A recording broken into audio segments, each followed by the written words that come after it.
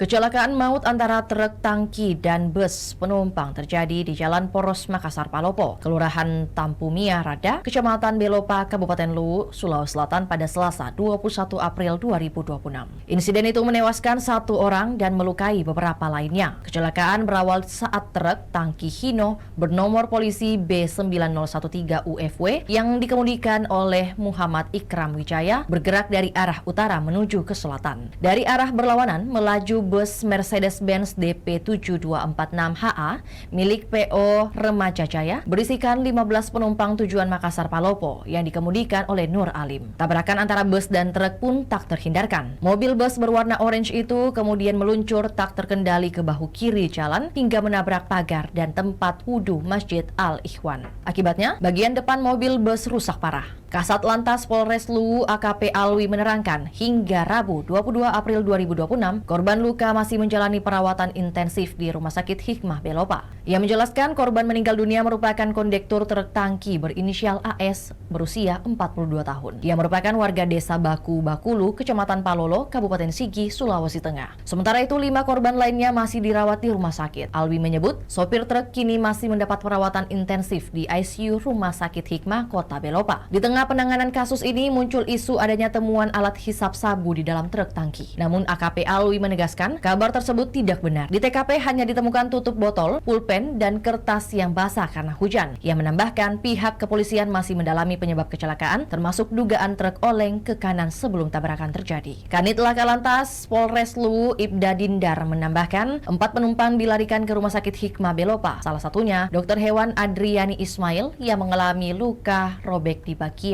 kepala kiri. Polisi juga telah membuat laporan resmi dan berkoordinasi dengan instansi terkait. Proses penyelidikan masih berlangsung untuk memastikan penyebab pasti kecelakaan. Itulah tadi berita hot news kita pada hari ini. Saksikan berita hot news lainnya hanya di kanal YouTube dan Facebook Tribun Timur. Download Tribun X sekarang. Menghadirkan lokal menjadi Indonesia.